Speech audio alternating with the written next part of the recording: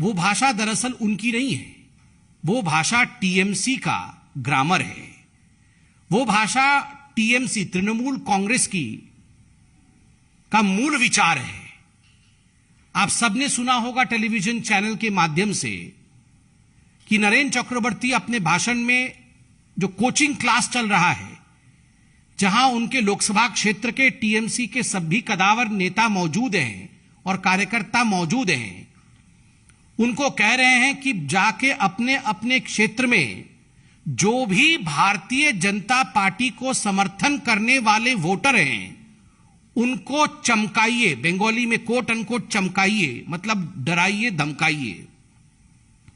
उनको आप पूर्णतः कहिए कि आप अगर आने वाले बाईपोल्स, आप जानते हैं आसनसोल में अभी उपचुनाव है, 4 और विधानसभा में भी उपचुनाव है, कि अगर उपचुनाव में आप घर से बाहर निकल के बीजेपी के समर्थन में वोट डालेंगे तो ऐसा नहीं होगा कि हमें आपका पता, आपके एड्रेस के विषय में मालूम नहीं पड़ेगा, और जैसे ही आपके पता या आपके ठिकाने का हमें पता चलेगा तो आपके साथ क्या हश्र होगा यह आप जानते हैं और हमारे कार्यकर्ता जाके आपको बताएंगे।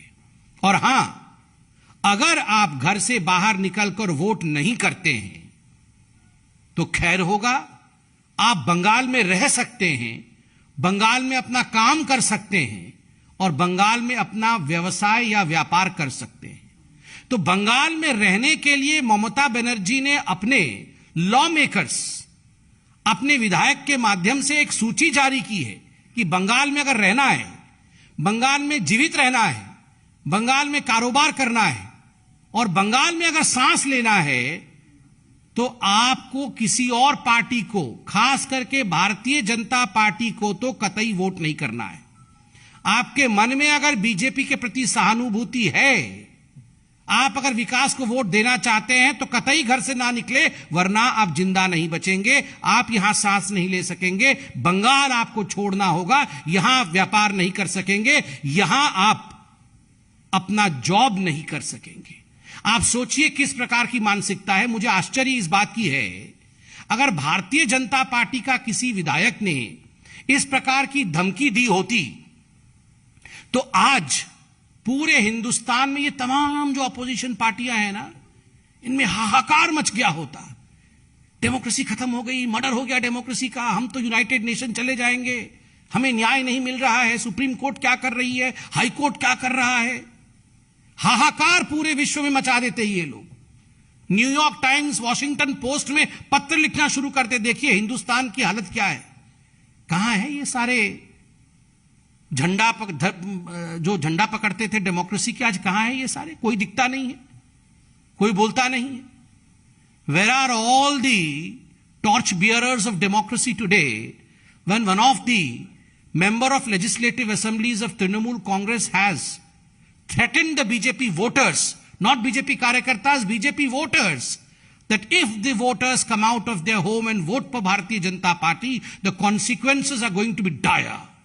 So where are all those harbingers of democracy today? Absent.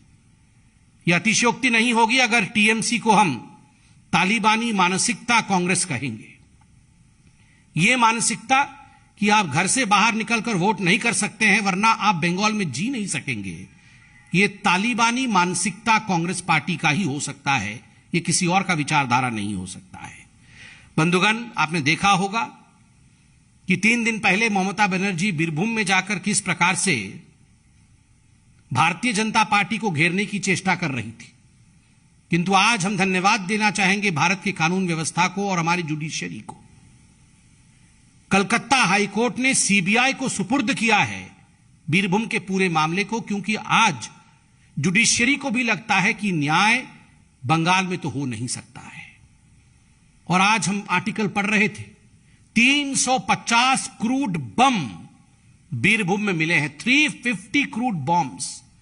Bengal आज बम और बारूद के ढेर पर बैठा है और उसे सुलगाने का काम तृणमूल कांग्रेस के विधायक खुद अपनी धमकियों से कर रहे हैं। और यह पहली बार नहीं है, आपको याद होगा 2014 में भी और 2014 के पश्चात 2021 में भी विधानसभा के चुनाव से पहले अनेकों ऐसे धमकी, कभी बॉबी हाकिम करते थे तो कभी उनके पुराने सांसद रेप करने की धमकी देते थे। और बॉबी हाकिम ने तो पिछले चुनाव से पहले जो सेंट्रल सिक्योरिटी फोर्सेस थे उन्हें भी बदले के विषय में कह रहे थे। हम निंदा करते हैं, इलेक्शन कमीशन इसको संज्ञान में ले, ये भारतीय जनता पार्टी जरूर चाहती है। दूसरा विषय जिसको लेकर आज हम सभी चिंतित हैं, जिसको लेकर आज पूरा हिंदुस्तान कहीं ना कहीं हतप्रभ है, वो अरविंद केजरीवाल जी का विषय है।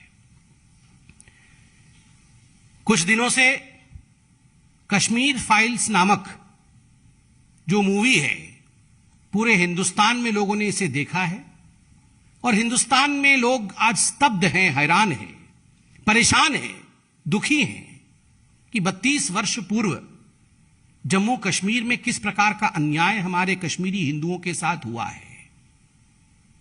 मुझे तो आश्चर्य लगता है, टैक्स फ्री करने को लेकर कई राज्यों ने टैक्स फ्री किया, कुछ राज्यों ने टैक्स फ्री नहीं किया, यह राज्यों का विषय है। दिल्ली विधानसभा में टैक्स फ्री करना है या नहीं, इस विषय को लेकर जब चर्चा हो रही थी, टैक्स फ्री करना नहीं करना यह प्रेरोगेटिव दिल्ली विधानसभा और अरविंद केजरीवाल जी का है, किंतु जीनोसाइड के ऊपर उसका मजाक बनाना, ठहाका मार के पूरा विधानसभा हंस रहा हो, और जिस प्रकार का एक चित्रण पूरे विश्व के सामने और पूरे हिंदुस्तान के सामने गया है, we all have been shamed. Hindustan शर्मसार हुई है क्योंकि अरविंद केजरीवाल जी का जो रवैया था, जो बर्ताव था, कश्मीर जीनोसाइड को लेकर, कश्मीरी हिंदुओं के ऊपर जो प्रताड़ना हुई थी आज से 32 साल पूर्व, यह रवैया सही नहीं था। एक इलेक्टेड रिप्रेजेंटेटिव इस प्रकार लोगों के पीड़ा के ऊपर हंस सकता है, उसे झूठी कह सकता है, मुझे तो विश्वास भी नहीं हो रहा है कोई ऐसे कह सकता है। अरविंद जी, कश्मीर फाइल्स तो एक मूवी है, आपने उसे झूठा बताया, आपने कहा कि ये जो प्रताड़नाएं कश्मीर के हिंदुओं के ऊपर हुई है ये झूठी है। आप उन लोगों से पूछे जिन लोगों के घरों से सदस्य गए हैं, आप गिरिजा जी से और उनके परिवार से पूछिए, गिरिजा जी के ऊपर क्या गुजरा होगा जब उनको आरी से काटा गया होगा। आप नीलकांत गंजू जी जो जस्टिस थे उनके और उनके परिवार से पूछिए, अगर समय में पीछे जा सके तो इन लोगों के जहन पे क्या गुजरा होगा, what they must have felt when the genocide was in fact underway in Jammu and Kashmir. But despite all that, the way you laughed, the way you mocked the genocide is something which will never be forgotten. उसके ऐसी बात भी नहीं है अरविंद केजरीवाल जी की आपने कभी किसी मूवी को टैक्स फ्री नहीं किया है। ये सांड की आंख से लेकर पीके मूवी और बैंग बैंग, इन सभी मूवी के लिए आपने खुद, यहां बहुत बड़ा फेरिस चल रहा है सोशल मीडिया में, जिसके लिए आपने खुद एडवर्टाइजमेंट किया है, पोस्टर चिपकाए हैं। ये सोशल मीडिया के पोस्टर्स हैं अरविंद केजरीवाल के। अरविंद केजरीवाल जी ने न जाने कितने मूवीज के लिए पोस्टर चिपकाए हैं और आज मजाक वो कश्मीरी हिंदुओं का बना रहे हैं। और जब वो घिर गए, जब पूरे हिंदुस्तान में एक वातावरण उनके खिलाफ बना, तो तुरंत अरविंद केजरीवाल जी जो अपने यू टर्न के लिए मशहूर हैं, यू टर्न लेके अच्छा बनने की कोशिश कर रहे थे, वो क्रेडिट भी ले रहे हैं और कह रहे थे कश्मीरी माइग्रेंट टीचर्स जो हैं, जो कश्मीरी हिंदू टीचर्स आए थे, उनको दिल्ली सरकार ने नौकरी दी। ये जो government teachers association migrant registered जो ऑर्गेनाइजेशन है, उनका प्रेस रिलीज मेरे हाथ में है।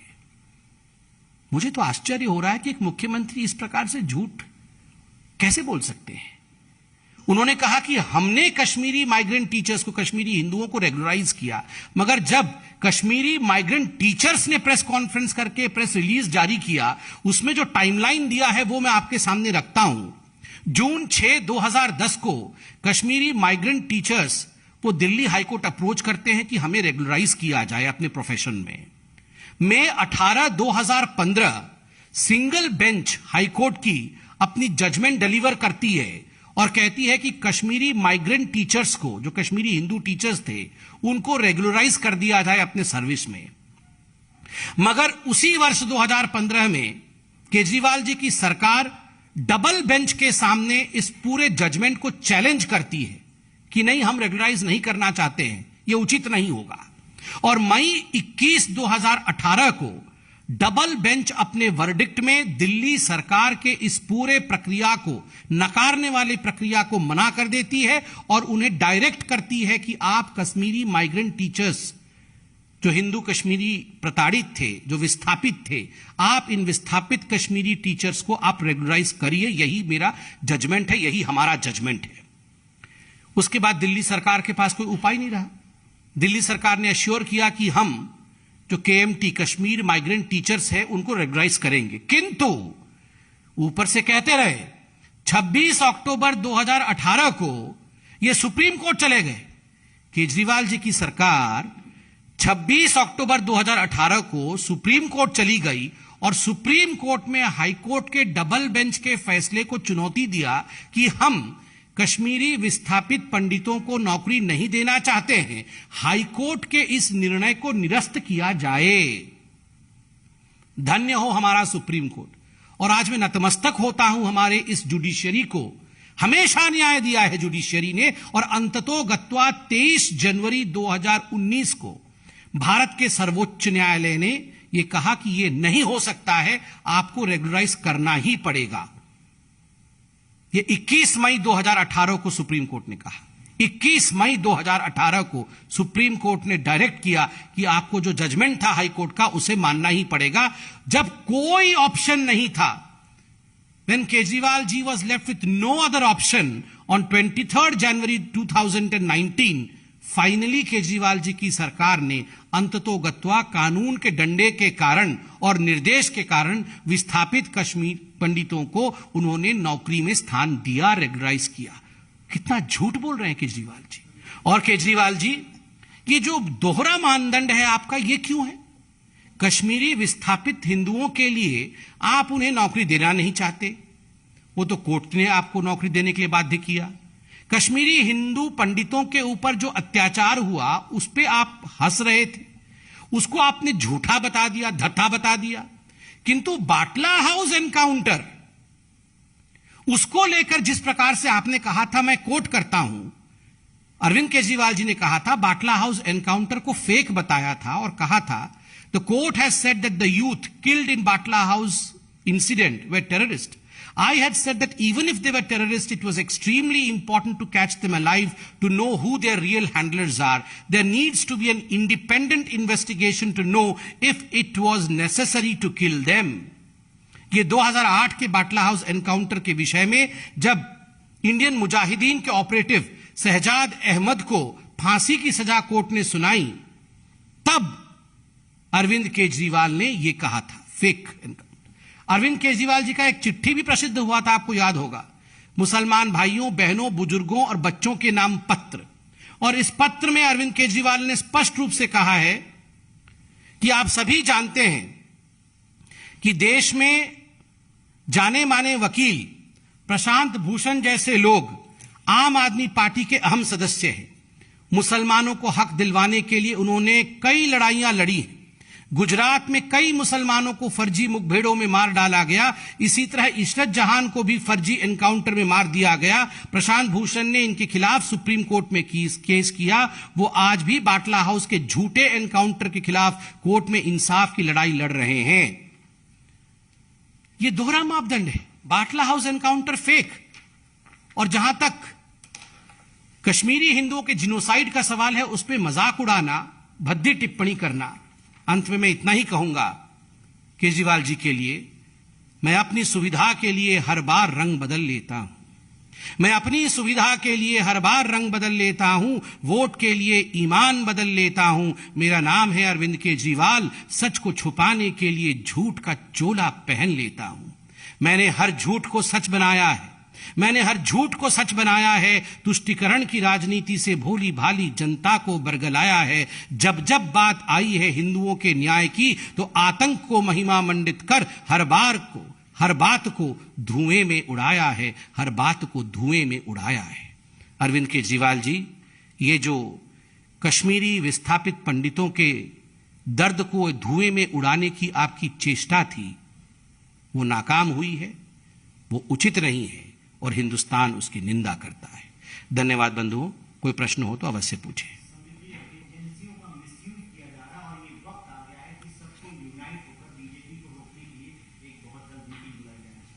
देखिए, ममता बनर्जी का ये जो स्टेटमेंट है कि सभी को यूनाइट होकर बीजेपी को रोकने की प्रयास करनी चाहिए, ये कोई पहले बार का स्टेटमेंट नहीं है।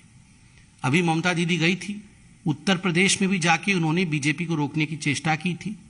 उसका नतीजा क्या रहा वो भी हमने देखा है। जहां तक सेंट्रल एजेंसी के मिसयूज का सवाल है, स्वाभाविक है Mamata Banerjee is frustrated because only a couple of days ago, 2 दिन पहले ही जिस प्रकार से हाईकोर्ट ने बीरभूम के मैसेकर के केस को सीबीआई को सौंपा है, उनको लगता है कि कोर्ट ने भी इंटरफेयर किया है। ममता जी को लगता है ना सुप्रीम कोर्ट बड़ी है, ना हाईकोर्ट बड़ा है, ना भारत का संविधान बड़ा है। उनके जो विधायक भारतीय जनता पार्टी के कार्यकर्ताओं को धमकाते हैं, हत्या करवाते हैं, वही बड़े हैं। ये लोकतंत्र की भाषा नहीं है और ममता जी ये सब कुछ जानते हुए भी अनजान बनने की चेष्टा कर रही है।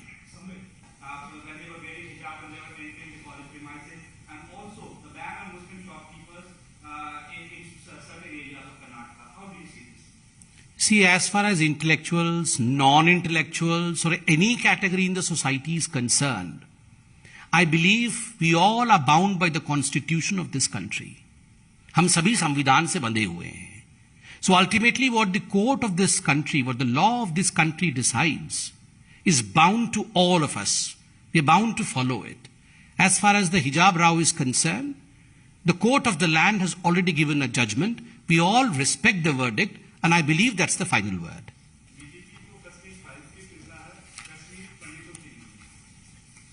नहीं, कश्मीर पंडितों की अरविंद केजरीवाल जी और मनीष सिसोदिया जी की कितना चिंता थी, वो तो उनके हंसी और ठहाके से विधानसभा में मालूम पड़ रहा था। पूरे उसी विषय में अभी प्रेस कॉन्फ्रेंस हुआ है। Yes madam, the last question.